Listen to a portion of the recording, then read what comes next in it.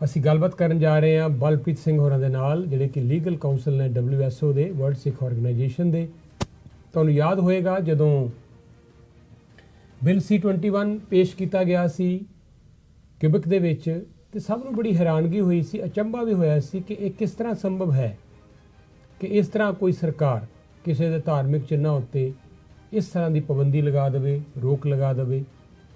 ਕਾਫੀ ਲੋਕਾਂ ਨੂੰ ਲੱਗਾ ਸੀ ਕਿ ਚਲੋ ਇਹ ਪ੍ਰੋਟੈਸਟ ਕਰਾਂਗੇ, ਸਰਕਾਰ ਗੱਲ ਸੁਣੇਗੀ ਔਰ ਹੋ ਸਕਦਾ ਹੈ ਇਹ ਪਾਬੰਦੀਆਂ ਹਟਾ ਦਿੱਤੀਆਂ ਜਾਣ। ਦੂਜੇ ਪਾਸੇ ਉਮੀਦ ਸੀ ਕਿ ਸਾਡੇ ਫੈਡਰਲ ਲੀਡਰ ਇਹਦੇ ਖਿਲਾਫ ਬੋਲਣਗੇ ਔਰ ਇਹ ਬੜਾ ਵੱਡਾ ਇੱਕ ਇਸ਼ੂ ਬਣੇਗਾ ਔਰ ਕਿਊਬਿਕ ਦੀ ਸਰਕਾਰ ਆਪਣੇ ਇਸ ਫੈਸਲੇ ਤੋਂ ਟਲ ਜਾਏਗੀ। ਐਸਾ ਨਹੀਂ ਹੋਇਆ। ਪੋਲੀਟੀਸ਼ੀਅਨਾਂ ਵੱਲੋਂ ਵੀ ਕੋਈ ਬਹੁਤਾ ਜ਼ਿਆਦਾ ਇਸ ਮੁੱਦੇ ਨੂੰ ਨਹੀਂ ਉਭਾਰਿਆ ਗਿਆ। ਨਤੀਜਾ ਫਿਰ ਇਹ ਹੋਇਆ ਕਿ ਕਿਊਬਿਕ ਦੇ ਵਿੱਚ ਅਲਟੀਮੇਟਲੀ ਇੱਕ ਕਾਨੂੰਨ ਬਣ ਗਿਆ। ਇਸ ਦੇ ਖਿਲਾਫ ਸਿਵਲ ਲਿਬਰਟੀਜ਼ ਤੋਂ ਲੈ ਕੇ ਕੁਝ ਮੁਸਲਿਮ ਸੰਗਠਨਾਂ ਤੋਂ ਲੈ ਕੇ ਕਈ ਹੋਰ ਸੰਗਠਨਾਂ ਨੇ ਅੱਗੇ ਵੱਧ ਕੇ ਇਸ ਦਾ ਵਿਰੋਧ ਵੀ ਕੀਤਾ। ਮਾਮਲਾ ਅਦਾਲਤ ਵਿੱਚ ਗਿਆ ਤੇ ਹੁਣ ਕੱਲ੍ਹ ਤੋਂ ਇਹਦੇ ਬਾਰੇ ਇੱਕ ਟਰਾਇਲ ਜਿਹੜਾ ਹੈ ਬਕਾਇਦਾ ਤੌਰ ਤੇ ਉਹ ਸ਼ੁਰੂ ਹੋਣ ਜਾ ਰਿਹਾ ਹੈ।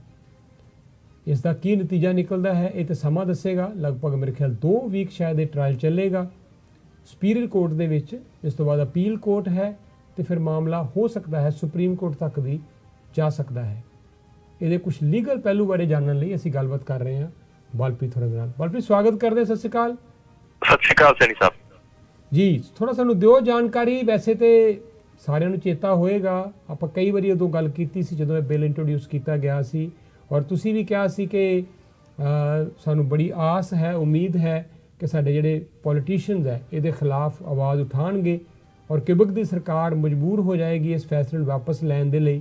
ਪਰ ਜਿਸ ਤਰ੍ਹਾਂ ਸਖਤ ਰੁਖ ਅਪਣਾਇਆ ਕਿਊਬਿਕ ਦੀ ਸਰਕਾਰ ਨੇ, ਟਫ ਸਟੈਂਡ ਲਿਆ, ਉਹਦਾ ਨਤੀਜਾ ਸਾਡੇ ਸਾਰਿਆਂ ਦੇ ਸਾਹਮਣੇ ਹੈ ਕਿ ਇਹ ਬਕਾਇਦਾ ਤੌਰ ਤੇ ਕਾਨੂੰਨ ਵੀ ਬਣ ਗਿਆ ਤੋਂ ਅਦਾਲਤ 'ਚ ਪਹੁੰਚ ਗਿਆ ਹੈ ਮੈਟਰ। ਦਿਓ ਜਾਣਕਾਰੀ। ਹਾਂਜੀ, ਜਿਸ ਤਰ੍ਹਾਂ ਤੁਸੀਂ ਦੱਸਿਆ ਕਿ ਇਹ ਜਿਹੜਾ ਲਾਅ ਹੈਗਾ ਆ ਇਹ ਪੋਜੀਸ਼ਨਸ ਆਫ ਅਥਾਰਟੀ ਨੂੰ ਅਫੈਕਟ ਕਰਦਾ ਹੈ ਕਿਊਬੈਕ ਦੇ ਵਿੱਚ। ਤੇ ਉਹਨਾਂ ਨੇ ਇਹੋ ਜਿਹਾ ਲਾਅ, ਕਾਫੀ ਲੰਬੀ ਹਿਸਟਰੀ ਹੈ ਇਸ ਦੀ। ਵੈਸੇ ਇਸ ਨੂੰ ਇਵੋਲਵ ਹੁੰਦੇ ਆ ਕਾਫੀ ਚਿਰ ਪਹਿਲਾਂ। ਨਿਕਾਬ ਤੋਂ ਸ਼ੁਰੂ ਹੋਇਆ, ਫਿਰ ਨਿਕਾਬ ਤੋਂ ਵੱਧਦਾ ਇਹ ਦਸਤਾਰ ਤੇ ਯਾਰ ਮੁਲਕਾ ਤੇ ਹਿਜਾਬ ਤੇ ਵੀ ਆਇਆ। ਤੇ ਹੁਣ ਉਹਨਾਂ ਨੇ ਜਿਹੜੀ ਇਹ ਕਰੰਟ ਕਿਊਬੈਕ ਦੀ ਸਰਕਾਰ ਹੈਗੀ ਆ, ਉਹਨਾਂ ਨੇ ਲਾਅ ਪਾਸ ਕੀਤਾ ਕਿ ਪੋਜੀਸ਼ਨਸ ਆਫ ਅਥਾਰਟੀ ਦੇ ਵਿੱਚ ਤੁਸੀਂ ਆਪਣੇ ਰਿਲੀਜੀਅਸ ਡਰੈਸ ਨਹੀਂ ਪਾ ਸਕਦੇ। ਤੇ ਪੋਜੀਸ਼ਨਸ ਆਫ ਅਥਾਰਟੀ ਦੇ ਵਿੱਚ ਉਹਨਾਂ ਨੇ ਇਹ ਪੋਜੀਸ਼ਨਸ ਰੱਖੀਆਂ ਨੇ ਜਿਸ ਤਰ੍ਹਾਂ ਟੀਚਰ, ਪੁਲਿਸ ਆਫਿਸਰ ਜਾਂ ਫਿਰ ਸਰਕਾਰੀ ਵਕੀਲ। ਸੋ ਕਈ ਇਹੋ ਜਿਹੇ ਹੈਗੇ ਨੇ ਤੇ ਇਹ clearly charter of right the violation ਹੈਗੀ ਆ। ਪਰ ਉਸ ਨੂੰ ਓਵਰਰਾਈਡ ਕਰਨ ਵਾਸਤੇ, ਉਸ ਨੂੰ ਮਤਲਬ ਚਾਰਟਰ ਦੇ ਪ੍ਰੋਟੈਕਸ਼ਨ ਤੋਂ ਬਾਹਰ ਕੱਢਣ ਵਾਸਤੇ ਉਹਨਾਂ ਨੇ ਚਾਰਟਰ ਦਾ ਇੱਕ ਸੈਕਸ਼ਨ ਹੈਗਾ ਸੈਕਸ਼ਨ 33 ਜਿਸਨੂੰ ਨਾਟ ਵਿਥਸਟੈਂਡਿੰਗ ਕਲੌਜ਼ ਕਹਿੰਦੇ ਨੇ। ਸੋ ਨਾਟ ਵਿਥਸਟੈਂਡਿੰਗ ਕਲੌਜ਼ ਨੂੰ ਤੁਸੀਂ ਇਨਵੋਕ ਕਰਕੇ ਤੁਸੀਂ 5 ਸਾਲਾਂ ਵਾਸਤੇ ਇੱਕ ਲਾਅ ਨੂੰ ਤੁਸੀਂ ਇਨਸੂਲੇਟ ਕਰ ਸਕਦੇ ਹੋ ਕਿ ਉਸ ਨੂੰ ਚਾਰਟਰ ਦੇ ਬੇਸ ਦੇ ਉੱਤੇ ਨਾ ਚੈਲੰਜ ਕੀਤਾ ਜਾਏ। ਤੇ ਇਸ ਦੇ ਬਾਵਜੂਦ ਵੀ ਹੁਣ ਜਿਹੜੇ ਸਿਵਲ ਲਿਬਰਟੀਜ਼ ਅਥਾਰਟੀ ਐਸੋਸੀਏਸ਼ਨ ਹੈਗੇ ਨੇ, Canadian national council of Canadian Muslims ਤੇ ਕਈ ਹੋਰ ਗਰੁੱਪ ਜਿਹਦੇ ਵਿੱਚ WSO ਵੀ ਹੈਗੀ ਆ, ਅਸੀਂ ਇਸ ਲਾਅ ਨੂੰ ਕਾਨੂੰਨੀ ਚੈਲੰਜ ਜਿਹੜਾ ਹੈਗਾ ਉਹ ਦੇ ਰਹੇ ਆ, ਜਿਸ ਦੀ ਸੁਣਵਾਈ ਜਿਸ ਤਰ੍ਹਾਂ ਤੁਸੀਂ ਦੱਸਿਆ ਕੱਲ੍ਹ ਨੂੰ ਸ਼ੁਰੂ ਹੋ ਰਹੀ ਹੈ। ਜੀ, ਤੁਸੀਂ ਦੱਸ ਰਹੇ ਹੋ ਕਿ ਇਹ ਨਾਟ ਵਿਥਸਟੈਂਡਿੰਗ ਕਲੌਜ਼ ਜਿਹੜੀ ਹੈ ਇਹ ਵੀ ਵਰਤੀ ਗਈ। ਆਮ ਤੌਰ ਦੇ ਉੱਤੇ ਬੜੇ ਐਕਸਟ੍ਰੀਮ ਤੋਂ ਐਕਸਟ੍ਰੀਮ ਕੇਸਾਂ ਦੇ ਵਿੱਚ, ਸਿਚੁਏਸ਼ਨ 'ਚ ਹੀ ਇਹ ਨਾਟ ਵਿਥਸਟੈਂਡਿੰਗ ਕਲੌਜ਼ ਜਿਹੜੀ ਹੈ ਇਹ ਵਰਤੀ ਜਾਣੀ ਚਾਹੀਦੀ ਹੈ। ਤੇ ਤੁਸੀਂ ਸਮਝਦੇ ਹੋ ਕਿ ਇੰਨੀ ਡਿਟਰਮਿੰਡ ਸੀ ਕਿਊਬਿਕ ਦੀ ਸਰਕਾਰ ਕਿ ਉਹਨਾਂ ਨੇ ਕਿਹਾ ਵੀ ਕਿਸੇ ਵੀ ਤਰ੍ਹਾਂ ਨਾਲ ਹੋ ਨਾ ਸਕੇ ਇਹ ਕਾਨੂੰਨ, ਕਿਤੇ ਇਹ ਨਾ ਹੋਏ ਕਿ ਖਾਰਿਜ ਹੋ ਜਾਏ, ਅਸੀਂ ਲਾਗੂ ਕਰਨਾ ਹੀ ਕਰਨਾ ਹੈ। ਤੇ ਉਹ ਨਾਟ ਵਿਥਸਟੈਂਡਿੰਗ ਕਲੌਜ਼ ਨੂੰ ਵਰਤਨ ਤੱਕ ਆਮਾਦਾ ਹੋ ਗਏ। ਨਹੀਂ, ਇਹਦੇ 'ਚ ਕੋਈ ਦੋ ਰਾਵਾਂ ਨਹੀਂ ਹੈਗੀਆਂ। ਜੇ ਇਸ ਨੂੰ ਚਾਰਟਰ ਦੇ ਬੇਸ ਦੇ ਉੱਤੇ ਇਵੈਲੂਏਟ ਕੀਤਾ ਜਾਏ ਤਾਂ ਚਾਰਟਰ ਦੀ ਮਤਲਬ ਨੰਗੀ ਉਲੰਘਣਾ ਹੈਗੀ ਆ। ਇਹਦੇ 'ਚ ਕੋਈ ਮਤਲਬ ਡਾਊਟ ਨਹੀਂ ਹੈਗਾ ਕਿ charter of right, freedom of religion ਨੂੰ ਇਹ ਵਾਇਲੇਟ ਕਰਦੀ ਆ ਇਹ ਪਾਲਿਸੀ। ਪਰ ਇਸ ਨੂੰ ਪਹਿਲੀ ਵਾਰ ਇਸ ਤਰ੍ਹਾਂ ਹੋਇਆ ਕਿ ਇੱਕ ਐਮਰਜੈਂਸੀ ਸਿਚੁਏਸ਼ਨ ਤੋਂ ਬਾਹਰ ਆ ਕੇ ਇੱਕ ਸਰਕਾਰ ਨੇ ਨਾਟ ਵਿਥਸਟੈਂਡਿੰਗ ਕਲੌਜ਼ ਕਿਸੇ ਮਾਈਨੋਰਿਟੀ ਦੇ ਰਾਈਟਸ ਨੂੰ ਕੁਚਲਣ ਵਾਸਤੇ ਇਸ ਤਰ੍ਹਾਂ ਵਰਤਿਆ ਗਿਆ ਹੋਵੇ। ਇਹ ਪਹਿਲੀ ਵਾਰ ਆਪਾਂ ਹਿਸਟਰੀ 'ਚ ਦੇਖ ਰਹੇ ਹਾਂ। ਤੇ ਸਭ ਤੋਂ ਵੱਡੀ ਡਰ ਦੀ ਜਿਹੜੀ ਘਾਟੀ ਹੈਗੀ ਉਹ ਇਹ ਹੈਗੀ ਆ ਕਿ ਜਿਸ ਤਰ੍ਹਾਂ ਇਹ ਕਿਊਬੈਕ ਨੇ ਕੀਤਾ ਆ, ਅੱਗੇ ਵਾਸਤੇ ਜੇ ਕੋਈ ਹੋਰ ਪ੍ਰੋਵਿੰਸ਼ਲ ਸਰਕਾਰ, ਫੈਡਰਲ ਸਰਕਾਰ ਇਹੋ ਜਿਹਾ ਲਾਅ ਪਾਸ ਕਰਕੇ ਨਾਟ ਵਿਥਸਟੈਂਡਿੰਗ ਕਲੌਜ਼ ਨੂੰ ਵਰਤਦੀ ਆ ਤਾਂ ਦਸਤਾਰ ਦੀ ਜਿਹੜੀ ਇਹ ਪਾਬੰਦੀ ਹੈਗੀ ਆ ਇਹ ਕਿਊਬੈਕ ਤੋਂ ਵੱਧਦੀ ਬਾਕੀ ਕੈਨੇਡਾ ਦੇ ਵਿੱਚ ਵੀ ਜਾ ਸਕਦੀ ਹੈ। ਅੱਛਾ, ਜਿਹੜੇ ਕਿਬਕ ਦੇ ਲੋਕ ਨੇ, ਮਾਈਨੋਰਿਟੀ ਦੇ ਲੋਕ, ਨੈਚੁਰਲੀ ਗੱਲ ਹੈ ਉਹਨਾਂ ਨੂੰ ਬੜਾ ਵੱਡਾ ਇੱਕ ਧੱਕਾ ਲੱਗਾ, ਸੱਟ ਲੱਗੀ ਉਹਨਾਂ ਨੂੰ ਇਸ ਗੱਲ ਨੂੰ ਜਦੋਂ ਲਾਗੂ ਕਰ ਦਿੱਤਾ ਗਿਆ। ਉਹਨਾਂ ਕੋਲ ਕੋਈ ਬਹੁਤੀ ਆਪਸ਼ਨ ਨਹੀਂ ਸੀ। ਹੁਣ ਤੁਹਾਡੀ ਕੋਈ ਗੱਲਬਾਤ ਹੋਈ ਹੋਵੇ ਉੱਥੇ, ਕੀ ਸਿਚੁਏਸ਼ਨ ਹੈ ਕਿ ਲੋਕ ਉੱਥੋਂ ਹਜੇ ਵੀ ਡਟੇ ਹੋਏ ਆ? ਜਿਹੜੇ ਦਸਤਾਰ ਪਾਉਣ ਵਾਲੇ ਲੋਕ ਸੀ ਸਰਕਾਰੀ ਨੌਕਰੀਆਂ ਤੇ ਜਾਂ ਨੌਕਰੀਆਂ ਉਹਨਾਂ ਨੇ ਛੱਡ ਦਿੱਤੀਆਂ, ਉੱਥੋਂ ਮੂਵ ਕਰ ਰਹੇ ਆ ਲੋਕ। ਸਿਚੁਏਸ਼ਨ ਹੈ ਕਿ ਐਕਚੁਅਲੀ ਗਰਾਊਂਡ ਦੇ ਉੱਤੇ? ਗਰਾਊਂਡ ਦੇ ਉੱਤੇ ਇਸ ਤਰ੍ਹਾਂ ਆ ਕਿ ਜਿਹੜੀ ਸਾਡੀ ਵਾਈਸ ਪ੍ਰੈਜ਼ੀਡੈਂਟ ਆਫ ਕੁਬੈਕ ਸੀ, ਉਸ ਦਾ ਨਾਂ ਸੀ ਅੰਮ੍ਰਿਤ ਕੌਰ, ਤੇ ਉਹ ਦਸਤਾਰਧਾਰੀ ਇੱਕ ਕੁਬੈਕ ਦੀ ਰਹਿਣ ਵਾਲੀ ਇੱਕ ਟੀਚਰ ਸੀ, ਤੇ ਉਹਨੂੰ ਕੁਬੈਕ ਛੱਡ ਕੇ BC ਮੂਵ ਹੋਣਾ ਪਿਆ ਆਪਣੀ ਟੀਚਿੰਗ ਕਰੀਅਰ ਨੂੰ ਪਰਸਿਊ ਕਰਨ ਵਾਸਤੇ। ਬਾਕੀ ਜਿਹੜੇ ਉੱਥੇ ਨੌਜਵਾਨ ਹੈਗੇ ਨੇ ਉਹਨਾਂ ਦੇ ਵਿੱਚ ਮਾਯੂਸੀ ਹੈਗੀ ਆ ਕਿ ਉਹ ਨਾ ਟੀਚਰ ਬਣ ਸਕਦੇ, ਨਾ ਪੁਲਿਸ ਅਫਸਰ, ਨਾ ਸਰਕਾਰੀ ਵਕੀਲ। ਸੋ ਉਹਨਾਂ ਤੇ ਕਈ ਇਹੋ ਜਿਹੀਆਂ ਮਤਲਬ ਜਿਹੜੀਆਂ ਬੰਦਿਸ਼ਾਂ ਹੈਗੀਆਂ ਨੇ ਬਾਕੀ ਕੈਨੇਡਾ 'ਚ ਨਹੀਂ ਹੈਗੀਆਂ, ਉਹ ਉਹਨਾਂ ਤੇ ਲਾਈਆਂ ਗਈਆਂ ਨੇ। ਤੇ ਸੁਸਾਇਟੀ ਦੇ ਵਿੱਚ ਵੀ ਇੰਟੋਲਰੈਂਸ ਜਿਹੜੀ ਹੈਗੀ ਉਹ ਬਹੁਤ ਜ਼ਿਆਦਾ ਵੱਧ ਚੁੱਕੀ ਹੈ। ਕੁਬੈਕ ਨੇ ਇਹੋ ਜਿਹਾ ਸਟੈਪ ਲੈ ਕੇ ਮਤਲਬ ਆਪਣੇ ਪੈਰ 'ਚ ਕੁਹਾੜਾ ਮਾਰਿਆ, ਕਿਉਂਕਿ ਹੁਣ ਆਮ ਤੌਰ ਤੇ ਉੱਥੇ ਰੇਸਿਸਟ ਇਨਸੀਡੈਂਟ ਜਿਹੜੇ ਨੇ ਉਹ ਆਮ ਜਿਹੇ ਹੋ ਚੁੱਕੇ ਨੇ। ਸੋ ਸਾਡੀ ਕਮਿਊਨਿਟੀ ਇਹ ਨਹੀਂ ਕਿ ਉੱਥੇ ਛੱਡ ਕੇ ਚਲੇ ਗਈ ਹੈ, ਪਰ ਮਤਲਬ ਉੱਥੇ ਸਿਚੁਏਸ਼ਨ ਬਹੁਤ ਜ਼ਿਆਦਾ ਆਪਾਂ ਕਹਿ ਸਕਦੇ ਹਾਂ ਖਰਾਬ ਹੋਈ ਆ ਇਹੋ ਜਿਹੇ ਕਾਨੂੰਨ ਕਰਕੇ। ਤੇ ਇਹ ਜਿਹੜੀ ਸਰਕਾਰ ਹੈਗੀ ਆ, ਇਹਨਾਂ ਨੇ ਜਿਹੜੇ ਇੰਟਰਨੈਸ਼ਨਲ ਸਟੂਡੈਂਟਸ ਨੇ ਉਹਨਾਂ ਪ੍ਰਤੀ ਵੀ ਕੋਈ ਬਾਹਲਾ ਵਧੀਆ ਸਟੈਂਡ ਨਹੀਂ ਰੱਖਿਆ। ਆਪਣੀ ਇੰਟੋਲਰੈਂਸ ਹੀ ਦਿਖਾਈ ਆ ਕਿ ਜਿਨ੍ਹਾਂ ਦੀਆਂ ਫਾਈਲਾਂ ਵੀ ਲੱਗੀਆਂ ਸੀ ਉਹ ਸਾਰੀਆਂ ਖਾਰਜ ਕਰਕੇ ਉਹਨਾਂ ਨੇ ਕਿਹਾ ਅਸੀਂ ਸਿਸਟਮ ਹੀ ਬਦਲਤਾ ਆ, ਅਸੀਂ ਕੁਬੈਕ ਵੈਲਿਊਜ਼ ਟੈਸਟ ਲਾਗੂ ਕਰਨਾ ਆ ਕਿ ਤੁਸੀਂ ਹੁਣ ਨਵੇਂ ਸਿਸਟਮ ਦੇ ਵਿੱਚ ਅਪਲਾਈ ਕਰੋਗੇ। ਤੇ ਉਹ ਜਿਨ੍ਹਾਂ ਨੇ ਆਪਣੇ ਕਈ ਸਾਲਾਂ ਤੋਂ ਆਪਣੀਆਂ ਫਾਈਲਾਂ ਲਈਆਂ ਹੋਈਆਂ ਸੀ, ਉਹ ਹੁਣ ਆਪਣੇ ਹੱਥ ਧੋ ਕੇ ਮਤਲਬ ਫਰੈਸ਼ ਜ਼ੀਰੋ ਤੋਂ ਸਟਾਰਟ ਕਰ ਰਹੇ। ਇੱਕ ਪਾਸੇ ਜਿੱਥੇ ਕੈਨੇਡਾ ਦੇ ਵਿੱਚ ਧਾਰਮਿਕ ਚਿੰਨ੍ਹਾਂ ਨੂੰ ਮਾਨਤਾ ਮਿਲ ਰਹੀ ਹੈ, ਲੋਕਾਂ ਦੇ ਰਾਈਟਸ ਜਿਹੜੇ ਆ, ਹਕੂਕ ਜਿਹੜੇ ਆ, ਉਹਨਾਂ ਦੀ ਗੱਲ ਕੀਤੀ ਜਾ ਰਹੀ ਹੈ, ਪਰ ਦੂਜੇ ਪਾਸੇ ਕੈਨੇਡਾ ਦਾ ਇੱਕ ਸੂਬਾ ਹੈ ਜਿੱਥੇ ਇਸ ਤਰ੍ਹਾਂ ਪੂਰੀ ਤਰ੍ਹਾਂ ਨਾਲ ਇਹਨਾਂ ਗੱਲਾਂ ਨੂੰ ਦਬਾਇਆ ਜਾ ਰਿਹਾ ਹੈ, ਲੋਕਾਂ ਦੇ ਹੱਕਾਂ ਨੂੰ ਦਬਾਇਆ ਜਾ ਰਿਹਾ ਹੈ।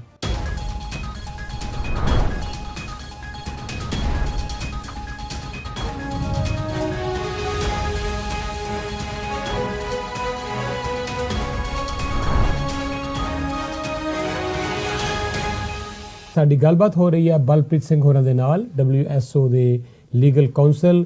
ਬਿੱਲ C-21 ਕਿਊਬਿਕ ਸਰਕਾਰ ਵੱਲੋਂ ਪਾਸ ਕਰ ਦਿੱਤਾ ਗਿਆ ਹੈ, ਲਾਗੂ ਵੀ ਕਰ ਦਿੱਤਾ ਗਿਆ ਹੈ, ਜਿਸ ਦੇ ਖਿਲਾਫ ਕੱਲ੍ਹ ਤੋਂ ਬਕਾਇਦਾ ਟਰਾਇਲ ਸ਼ੁਰੂ ਹੋ ਰਿਹਾ ਹੈ ਸੁਪੀਰੀਅਰ ਕੋਰਟ ਦੇ ਵਿੱਚ।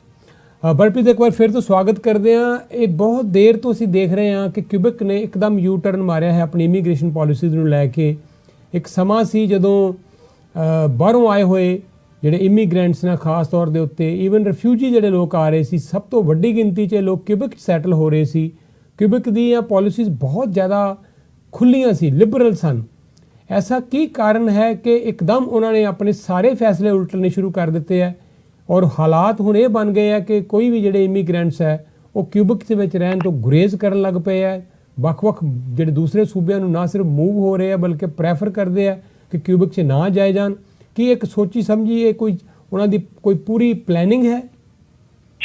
ਇਹ ਦੇਖੋ ਜੀ, ਪੋਲਿਟਿਕਸ ਸਾਰੀ ਚੀਜ਼ ਦੇ ਵਿੱਚ ਦੇਖੀ ਜਾ ਸਕਦੀ ਆ। ਇਹ ਕੁਬੈਕ ਦੀ ਜੇ ਆਪਾਂ ਹਿਸਟਰੀ 'ਚ ਦੇਖਦੇ ਆ ਤਾਂ 1950s ਤੋਂ ਬਾਅਦ ਇੱਕ ਮੂਵਮੈਂਟ ਕੁਬੈਕ ਦੇ ਵਿੱਚ ਚੱਲੀ ਸੀ ਕਿ ਜੋ ਕੈਥੋਲਿਕ ਚਰਚ ਦਾ ਇਨਫਲੂਐਂਸ ਹੈਗਾ ਸੁਸਾਇਟੀ ਦੇ ਉੱਤੇ, ਉਸ ਨੂੰ ਖਤਮ ਕੀਤਾ ਜਾਏ। ਸੋ ਉਸ ਮੂਵਮੈਂਟ ਦੇ ਆਧਾਰ ਉਹਨਾਂ ਨੇ ਮਤਲਬ ਆਪਣਾ ਸਕੂਲ ਸਿਸਟਮ ਸਭ ਕੁਝ ਰਿਫੋਰਮ ਕਰਨ ਦੀ ਕੋਸ਼ਿਸ਼ ਕੀਤੀ, ਹੈਲਥ ਸਿਸਟਮ ਸਭ ਕੁਝ, ਕਿ ਕੈਥੋਲਿਕ ਚਰਚ ਦਾ ਇਨਫਲੂਐਂਸ ਬਾਹਰ ਕੱਢਿਆ ਜਾਏ। ਪਰ ਇਸ ਨੂੰ ਵਧਾਉਂਦਿਆਂ ਹੋਇਆਂ ਜਿਹੜੀਆਂ ਹੁਣ ਸਰਕਾਰਾਂ ਆਈਆਂ ਨੇ ਉਹਨਾਂ ਨੇ ਇੱਕ ਪੋਲਰਾਈਜ਼ਿੰਗ ਇਸ਼ੂ ਇੱਕ ਬਣਾ ਲਿਆ। ਸਭ ਤੋਂ ਪਹਿਲਾਂ ਉਹਨਾਂ ਨੇ ਮੁਸਲਿਮ ਮਾਈਨੋਰਿਟੀ ਦੇ ਉੱਤੇ ਫੋਕਸ ਕੀਤਾ। ਜਿਹੜੀਆਂ ਇਸਤਰੀਆਂ ਨਿਕਾਬ ਪਹਿਨਦੀਆਂ ਨੇ ਉਹਨਾਂ ਨੂੰ ਪੋਲਰਾਈਜ਼ ਕਰਤਾ ਕਿ ਵੀ ਇਹ ਸਾਡੀ ਸੁਸਾਇਟੀ ਦੇ ਵਿੱਚ ਇਹ ਗਲਤ ਹੋ ਰਿਹਾ ਆ, ਇਹ ਗਲਤ ਕਰ ਸਕਦੇ ਨੇ, ਤੇ ਉਹਨਾਂ ਨੇ ਪਹਿਲਾਂ ਨਿਕਾਬ ਦੇ ਉੱਤੇ ਹਮਲਾ ਕੀਤਾ। ਇਹ 2011 ਦੇ ਲਗਭਗ 2010-11 ਦੇ ਲਗਭਗ ਦੀਆਂ ਗੱਲਾਂ ਨੇ। ਤੇ ਉਸ ਟਾਈਮ ਤੇ ਸਾਡੀ ਜਿਹੜੀ ਸੰਸਥਾ WSO, ਅਸੀਂ ਨਿਕਾਬ ਦੇ ਹੱਕ ਦੇ ਵਿੱਚ ਕਾਨੂੰਨੀ ਜਿਹੜੀ ਕਾਰਵਾਈ ਹੈਗੀ ਉਹ ਸ਼ੁਰੂ ਕੀਤੀ ਸੀ। ਹਾਲਾਂਕਿ ਸਾਡੀ ਕਮਿਊਨਿਟੀ ਦੇ ਵੀ ਕਹਿ ਰਹੀ ਸੀ ਕਿ ਵੀ ਨਿਕਾਬ ਦੇ ਵਾਸਤੇ ਅਸੀਂ ਕਿਉਂ ਆਪਣੀ ਆਵਾਜ਼ ਉਠਾਈਏ, ਪਰ ਅਸੀਂ ਕਿਹਾ ਸੀ ਕਿ ਇਹ ਨਿਕਾਬ ਦਾ ਮਸਲਾ ਨਹੀਂ, ਇਹ ਫਰੀडम ਆਫ ਰਿਲੀਜਨ ਦਾ ਮਸਲਾ ਹੈ, ਕਿਉਂਕਿ ਉਹ ਇੱਕ ਮਾਈਨੋਰਿਟੀ ਨੂੰ ਟਾਰਗੇਟ ਕਰ ਰਹੇ ਨੇ। ਉਸ ਤੋਂ ਬਾਅਦ ਕਈ ਤੁਹਾਡੇ ਸਰੋਤਿਆਂ ਨੂੰ ਯਾਦ ਹੋਊਗਾ ਕਿ ਕਿਰਪਾਨ ਵੀ ਬੈਨ ਕੀਤੀ ਉਹਨਾਂ ਨੇ ਨੈਸ਼ਨਲ ਅਸੈਂਬਲੀ ਦੇ ਵਿੱਚ। ਤੇ ਅੱਜ ਵੀ ਸਿਰਫ ਕੈਨੇਡਾ 'ਚ 2 ਜਗ੍ਹਾ ਨੇ ਜਿੱਥੇ ਤੁਸੀਂ ਕਿਰਪਾਨ ਨਹੀਂ ਸਜਾ ਸਕਦੇ। ਉਹ ਇੱਕ ਪ੍ਰਿਜ਼ਨ ਹੈਗਾ ਹੈ ਜੋ ਆਪਾਂ ਸਾਰੇ ਸਮਝਦੇ, ਦੂਸਰਾ ਕੁਬੈਕ ਨੈਸ਼ਨਲ ਅਸੈਂਬਲੀ। ਹੋਰ ਕੋਈ ਇਹੋ ਜਿਹੀ ਜਗ੍ਹਾ ਕੈਨੇਡਾ 'ਚ ਨਹੀਂ ਜਿੱਥੇ ਪਾਬੰਦੀ ਹੈਗੀ ਹੈ। ਸੋ ਬੇਸਿਕਲੀ ਉਹਨਾਂ ਨੇ ਇੱਕ ਮਾਈਨੋਰਿਟੀਜ਼ ਨੂੰ ਵਿਲੀਫਾਈ ਕੀਤਾ ਆ, ਆਪਣੇ ਜਿਹੜੇ ਜ਼ੀਨੋਫੋਬਿਕ ਲੋਕ ਹੈਗੇ ਨੇ, ਰੇਸਿਸਟ ਲੋਕ ਆਪਾਂ ਕਹਿ ਸਕਦੇ ਆ, ਉਹਨਾਂ ਨੂੰ ਆਪਣੇ ਨਾਲ ਜੋੜਨ ਵਾਸਤੇ ਸਰਕਾਰਾਂ ਨੇ ਇਹ ਸਟੈਪ ਲਏ ਨੇ ਤੇ ਇਸ ਦੇ ਜਿਹੜੇ ਨਤੀਜੇ ਨੇ ਉਹ ਸਾਡੇ ਸਾਹਮਣੇ ਨੇ ਤੇ ਹੋਰ ਵੀ ਭਿਆਨਕ ਹੋ ਸਕਦੇ ਨੇ। ਜਿਸ ਤਰ੍ਹਾਂ ਕੁਬੈਕ ਦੇ ਵਿੱਚ ਜਿਹੜਾ ਸਾਨੂੰ ਯਾਦ ਹੋਊਗਾ, ਇੱਕ ਮੌਸਕ ਦੇ ਉੱਤੇ ਹਮਲਾ ਕੀਤਾ ਗਿਆ, ਉਹਦੇ ਵਿੱਚ ਕਈ ਗੋਲੀ ਚਲਾ ਕੇ ਮੁਸਲਮਾਨ ਮਾਰੇ ਵੀ ਗਏ। ਇਹੋ ਜਿਹੀ ਜਿਹੜੀਆਂ ਮਤਲਬ ਦਰਦਨਾਕ ਘਟਨਾਵਾਂ ਨੇ ਇਹ ਰੇਸਿਜ਼ਮ ਕਰਕੇ ਹੋ ਰਹੀਆਂ ਨੇ ਤੇ ਸਰਕਾਰ ਨੇ ਇਹੋ ਜਿਹੀ ਜਿਹੜੀ ਸਿਚੁਏਸ਼ਨ ਹੈਗੀ ਆਪ ਹੀ ਪੈਦਾ ਕੀਤੀ ਇਹੋ ਜਿਹੇ ਕਾਨੂੰਨਾਂ ਦੇ ਨਾਲ ਤੇ ਆਪਣੇ ਰੈਟਰਿਕ ਦੇ ਨਾਲ। ਅੱਛਾ, ਇਹ ਵੀ ਅਸੀਂ ਸਾਰੇ ਜਾਣਦੇ ਹਾਂ ਕਿ ਕਿਬਕ ਕੈਨੇਡਾ ਤੋਂ ਅਲੱਗ ਹੋਣਾ ਚਾਹੁੰਦਾ ਹੈ। ਇਹ ਅੱਜ ਦੀ ਨਹੀਂ, ਬਹੁਤ ਪੁਰਾਣੀ ਲੜਾਈ ਚੱਲਦੀ ਜਾ ਰਹੀ ਹੈ। ਇੰਗਲੈਂਡ ਤੇ ਫਰਾਂਸ ਦੀ ਜਿਹੜੀ ਲੜਾਈ ਹੈ ਉਹ ਸਾਡੇ ਇਸ ਮੁਲਕ ਕੈਨੇਡਾ 'ਚ ਵੀ ਅਸੀਂ ਦੇਖਦੇ ਆ ਰਹੇ ਹਾਂ, ਪਰ ਬਹੁਤ ਨੇੜਿਓਂ ਆ ਕੇ ਵੀ ਰੈਫਰੈਂਡਮ ਦੇ ਵਿੱਚ ਉਹ ਕਾਮਯਾਬ ਨਹੀਂ ਹੋ ਸਕੇ। ਔਰ ਤੁਹਾਨੂੰ ਕੀ ਲੱਗਦਾ ਹੈ ਕਿ ਜਿਹੜੀ ਇਹ ਸਰਕਾਰ ਹੈ ਉੱਥੋਂ ਦੀ, ਉਹ ਇਹ ਸਮਝ ਚੁੱਕੀ ਹੈ ਕਿ ਜਿਹੜੇ ਮੈਜੋਰਟੀ ਜਿਹੜੇ ਕਿਬਕਰਜ਼ ਨੇ ਉਹ ਵੱਖ ਨਹੀਂ ਹੋਣਾ ਚਾਹੁੰਦੇ ਕੈਨੇਡਾ ਤੋਂ? ਇਨਡਾਇਰੈਕਟਲੀ ਉਹਨਾਂ ਦਾ ਇੱਕ ਏਜੰਡਾ ਹੈ ਕਿ ਉਸ ਨੂੰ ਲਾਗੂ ਕੀਤਾ ਜਾਵੇ ਤੇ ਇਦਾਂ ਲੱਗੇ ਕਿ ਕਿਊਬਕ ਹੈ ਹੀ ਕੈਨੇਡਾ ਤੋਂ ਅਲੱਗ? ਨਹੀਂ, ਇਹ ਤੁਹਾਨੂੰ ਸ਼ਾਇਦ ਯਾਦ ਹੋਵੇ 95 ਦੇ ਵਿੱਚ ਜਦੋਂ ਇਹ ਰੈਫਰੈਂਡਮ ਬੜੇ ਥਿਨ ਮਾਰਜਨ, ਲੈਸ ਦੈਨ 1% ਦੇ ਨਾਲ ਕੈਨੇਡਾ ਦੇ ਵਿੱਚ ਰਹਿਣ ਵਾਸਤੇ ਇੱਕ ਨਤੀਜਾ ਆਇਆ ਸੀ। ਜਾਕ ਪੈਰੀਜ਼ੋ ਜੋ ਉਸ ਟਾਈਮ ਤੇ ਪ੍ਰੀਮੀਅਰ ਸੀ, ਉਸਨੇ ਕਿਹਾ ਸੀ ਕਿ ਇਮੀਗ੍ਰੈਂਟ ਵੋਟ ਕਰਕੇ ਅਸੀਂ ਹਾਰੇ ਹਾਂ। ਉਹਨੇ ਸਪਸ਼ਟ ਆਪਣੇ ਲਫ਼ਜ਼ਾਂ ਰੈਫਰੈਂਡਮ ਤੋਂ ਫੌਰਨ ਬਾਅਦ ਉਹਨੇ ਕਿਹਾ ਸੀ ਇਮੀਗ੍ਰੈਂਟ ਵੋਟ ਕਰਕੇ ਅਸੀਂ ਇਹ ਰੈਫਰੈਂਡਮ ਹਾਰੇ ਹਾਂ, ਨਹੀਂ ਤਾਂ ਅਸੀਂ ਜਿੱਤ ਜਾਣਾ ਸੀ।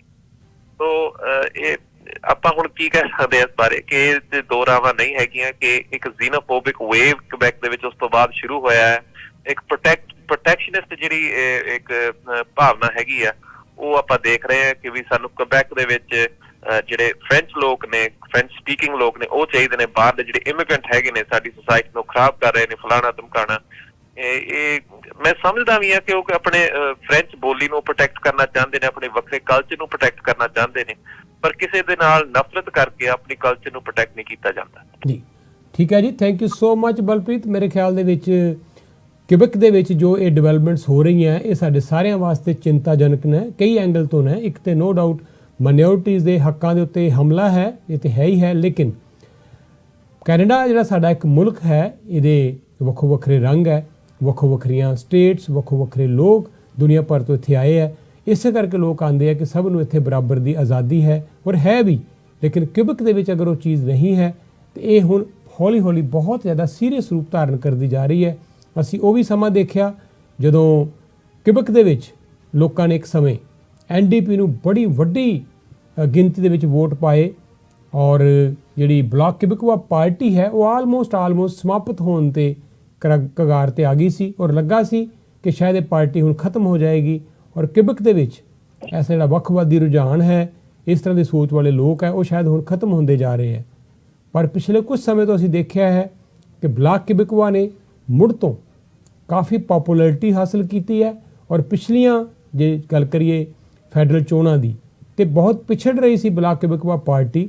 ਲੇਕਿਨ ਆਖਰਲੇ ਕੁਝ ਦਿਨਾਂ ਦੇ ਵਿੱਚ ਆ ਕੇ ਇੱਕਦਮ ਉਹਨਾਂ ਨੇ ਜ਼ੋਰ ਫੜਿਆ, ਜਿਹਦਾ ਸਿੱਧਾ ਨੁਕਸਾਨ ਆਫ ਕੋਰਸ NDP ਨੂੰ ਤੇ ਹੋਇਆ ਹੀ ਹੋਇਆ, ਔਰ ਲਿਬਰਲ ਪਾਰਟੀ ਨੂੰ ਵੀ ਹੋਇਆ, ਔਰ ਕੰਜ਼ਰਵੇਟਿਵ ਪਾਰਟੀ ਦੇ ਖੈਰ ਆਲਮੋਸਟ ਨੈਗਲੀਜੀਬਲ ਰਹੀ ਪਿਛਲੀਆਂ ਫੈਡਰਲ ਚੋਣਾਂ ਦੇ ਵਿੱਚ।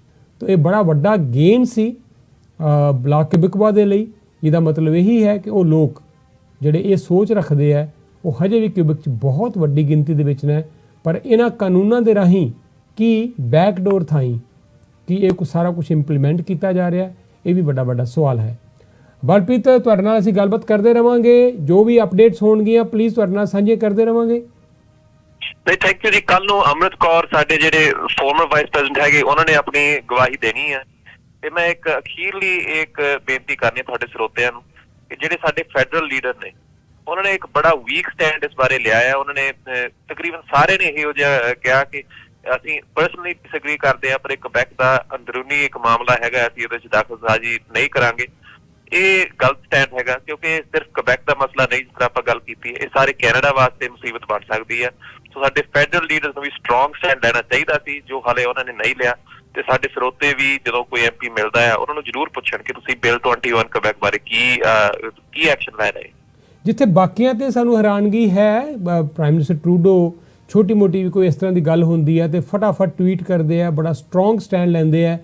ਥੋੜ੍ਹੀ ਜਿਹੀ ਹੈਰਾਨਗੀ ਜਗਮੀਤ ਸਿੰਘ ਹੋਰਾਂ ਤੋਂ ਵੀ ਹੋਈ ਹੈ, NDP ਦੇ ਲੀਡਰ ਨੇ, ਔਰ ਖੁਦ ਉਹ ਇਹਨਾਂ ਜਿਹੜੇ ਧਾਰਮਿਕ ਚਿੰਨ੍ਹਾਂ ਬਾਰੇ, ਧਾਰਮਿਕ ਰਾਈਟਸ ਬਾਰੇ ਬਹੁਤ ਜ਼ਿਆਦਾ ਸਟਰੋਂਗਲੀ ਵਾਇਸ ਉਠਾਉਂਦੇ ਹੈ।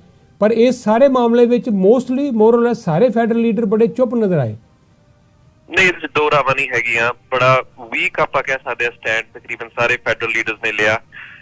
ਏਰਨ ਓਟੂਲ ਜੋ ਨਵੇਂ ਕੰਜ਼ਰਵੇਟਿਵ ਲੀਡਰ ਬਣੇ ਨੇ, ਉਹਨਾਂ ਨੇ ਵੀ ਕੁਝ ਏਦਾਂ ਹੀ ਕਿਹਾ ਕਿ ਮੈਂ ਸੈਕੂਲਰਿਜ਼ਮ ਨੂੰ ਰਿਸਪੈਕਟ ਕਰਦਾ ਹਾਂ ਤੇ ਕੁਬੈਕ ਦੇ ਮੁੱਦਿਆਂ ਦੇ ਵਿੱਚ ਦਖਲਅੰਦਾਜ਼ੀ ਨਹੀਂ ਕਰੂੰਗਾ। ਇਹ ਸੈਕੂਲਰਿਜ਼ਮ ਦਾ ਕੁਐਸਚਨ ਨਹੀਂ ਹੈਗਾ। ਸਾਰੇ ਸੈਕੂਲਰਿਜ਼ਮ ਦੇ ਵਿੱਚ ਬਿਲੀਵ ਕਰਦੇ ਆ ਅਸੀਂ, ਪਰ ਜੋ ਕੁਬੈਕ ਕਰ ਰਿਹਾ ਉਹ ਸੈਕੂਲਰਿਜ਼ਮ ਦੇ ਬਿਲਕੁਲ ਉਲਟ ਹੈਗਾ। ਉਹ ਇਕੁਆਲਿਟੀ ਨਹੀਂ ਕਰ ਰਹੇ। ਉਹ ਕਹਿ ਰਹੇ ਨੇ ਕਿ ਵੀ ਜਿਹੜਾ ਕੋਈ ਰਿਲੀਜੀਅਸ ਹੈਗਾ ਉਸ ਨੂੰ ਸੈਕੰਡ ਦਰਜੇ ਦਾ ਸਿਟੀਜ਼ਨਸ਼ਿਪ ਅਸੀਂ ਦੇਵਾਂਗੇ। ਸੋ ਇਹ ਨਾਟ ਐਕਸੈਪਟੇਬਲ ਇਨ ਕੈਨੇਡਾ। ਠੀਕ ਹੈ ਜੀ। ਔਰ ਜਿੱਥੇ ਹੁਣ ਇਹ ਮਾਮਲਾ ਅਦਾਲਤ 'ਚ ਕਿਉਂਕਿ ਜਾ ਚੁੱਕਾ ਹੈ, ਫੈਡਰਲ ਲੀਡਰਸ ਕੋਲ ਇਹ ਬੜਾ ਵੱਡਾ ਹੁਣ ਐਕਸਕਿਊਜ਼ ਵੀ ਹੋ ਸਕਦਾ ਹੈ ਕਿ ਕਿਉਂਕਿ ਇਹ ਮਾਮਲਾ ਹੁਣ ਅਦਾਲਤ 'ਚ ਹੈ, ਇਸ ਕਰਕੇ ਲੈਟਸ ਸੀ ਕਿ ਅਦਾਲਤ ਕੀ ਫੈਸਲਾ ਕਰਦੀ ਹੈ। ਤਾਂ ਡੈਫੀਨੇਟਲੀ ਟਰਾਇਲ ਸ਼ੁਰੂ ਹੋ ਜਾਏਗਾ। ਤੁਹਾਨੂੰ ਇਹਦੇ ਬਾਰੇ ਅਸੀਂ ਅਪਡੇਟ ਕਰਦੇ ਰਵਾਂਗੇ ਔਰ ਆਉਣ ਵਾਲੇ ਦਿਨਾਂ ਦੇ ਵਿੱਚ ਜੋ ਵੀ ਇਹਦੇ ਬਾਰੇ ਡਿਵੈਲਪਮੈਂਟਸ ਹੋਣਗੀਆਂ ਉਹ ਜ਼ਰੂਰ ਸਾਂਝੀਆਂ ਕਰਾਂਗੇ। ਬਲਪ੍ਰੀਤ, ਤੁਹਾਡਾ ਬਹੁਤ ਬਹੁਤ ਸ਼ੁਕਰੀਆ। ਤੁਸੀਂ ਜਦੋਂ ਵੀ ਜ਼ਰੂਰਤ ਹੁੰਦੀ ਹੈ ਸਾਡੇ ਨਾਲ ਖੁੱਲ੍ਹ ਕੇ ਗੱਲਬਾਤ ਕਰ ਲੈਂਦੇ ਹੋ, ਸਮਾਂ ਕੱਢਦੇ ਹੋ। ਬਹੁਤ ਬਹੁਤ ਸ਼ੁਕਰੀਆ। ਸਤਿ ਸ਼੍ਰੀ ਅਕਾਲ। ਸਤਿ ਸ਼੍ਰੀ ਅਕਾਲ। Thank you so much. ਇਹ ਸਨ ਜੀ ਸਾਡੇ ਨਾਲ ਗੱਲਬਾਤ ਕਰ ਰਹੇ ਆਲ ਦਾ ਵੇ ਨਿਊ ਮਾਰਕੀਟ ਦੇ ਲਾਗੇ ਇੱਕ ਛੋਟਾ ਜਿਹਾ ਟਾਊਨ ਹੈ ਕੁਈਨਜ਼ਵਿਲ, ਜਿੱਥੋਂ ਸਾਡੇ ਨਾਲ ਜੁੜੇ ਹੋਏ ਸੀ ਬਲਪ੍ਰੀਤ ਸਿੰਘ ਹੋਰੀ, ਲੀਗਲ ਕਾਉਂਸਲ WSO। ਸਮਾਂ ਹੁਣ ਇੱਥੇ ਸਮਾਪਤ ਹੈ। ਸਵੇਰੇ ਤੁਹਾਡੇ ਨਾਲ ਅਸੀਂ 10 ਵਜੇ ਰੇਡੀਓ ਪ੍ਰੋਗਰਾਮ ਪ੍ਰਵਾਸੀ ਦੇ ਰਾਹੀਂ ਗੱਲਬਾਤ ਕਰਾਂਗੇ, ਮੁਲਾਕਾਤ ਕਰਾਂਗੇ ਹਰ ਰੋਜ਼ ਦੀ ਤਰ੍ਹਾਂ। ਅੱਜ ਐਤਵਾਰ ਦਾ ਦਿਨ ਸੀ। ਅੱਜ ਵੀ ਅਸੀਂ ਤੁਹਾਡੇ ਲਈ 11 ਤੋਂ 12 ਇਹ ਪ੍ਰੋਗਰਾਮ ਪੇਸ਼ ਕੀਤਾ। ਅੱਜ ਤੋਂ ਅਸੀਂ ਬਕਾਇਦਾ ਤੌਰ ਦੇ ਉੱਤੇ 24 ਆਵਰ ਕੈਨੇਡੀਅਨ ਪ੍ਰੋਗਰਾਮ ਆਪਣੇ ਇਸ TV ਉੱਤੇ ਸ਼ੁਰੂ ਕਰ ਦਿੱਤੇ ਹੈ। ਹੁਣ ਤੁਸੀਂ ਜਦੋਂ ਵੀ ਪ੍ਰਵਾਸੀ TV ਔਨ ਕਰਿਆ ਕਰੋਗੇ, ਕੋਈ ਨਾ ਕੋਈ ਆਪਣਾ ਸਥਾਨਕ ਮੁੱਦਾ, ਕੋਈ ਨਾ ਕੋਈ ਆਪਣੀਆਂ ਸਥਾਨਕ ਇੱਥੋਂ ਦੀਆਂ ਖਬਰਾਂ ਦੇਖਿਆ ਕਰੋਗੇ। ਇਹ ਸਾਡੀ ਬੜੀ ਮਿਹਨਤ ਵੀ ਹੈ ਔਰ ਕਾਫੀ ਸਮੇਂ ਤੋਂ ਬਾਅਦ ਸਾਡਾ ਇੱਕ ਡ੍ਰੀਮ ਸੀ ਜੋ ਪੂਰਾ ਵੀ ਹੋਇਆ ਹੈ। ਅੱਜ ਤੋਂ ਬਕਾਇਦਾ ਤੌਰ ਦੇ ਉੱਤੇ ਪ੍ਰਵਾਸੀ TV ਵੱਲੋਂ, ਪ੍ਰਵਾਸੀ ਮੀਡੀਆ ਗਰੁੱਪ ਵੱਲੋਂ ਕੈਨੇਡੀਅਨ ਪ੍ਰੋਗਰਾਮ ਜਿਹੜੇ ਹੈ ਉਹ ਲਗਾਤਾਰ ਹੁਣ ਤੁਸੀਂ ਦੇਖਿਆ ਕਰੋਗੇ। ਕੱਲੀਆਂ ਤੁਸੀਂ ਖਬਰਾਂ ਨਹੀਂ ਦੇਖੋਗੇ, ਡਿਸਕਸ਼ਨਸ ਨਹੀਂ ਦੇਖੋਗੇ, ਬਲਕਿ ਤੁਹਾਡੇ ਲਈ ਅਸੀਂ ਐਂਟਰਟੇਨਮੈਂਟ ਦਾ ਵੀ ਖੂਬ ਸਾਰਾ ਪ੍ਰਬੰਧ ਕੀਤਾ ਹੋਇਆ ਹੈ।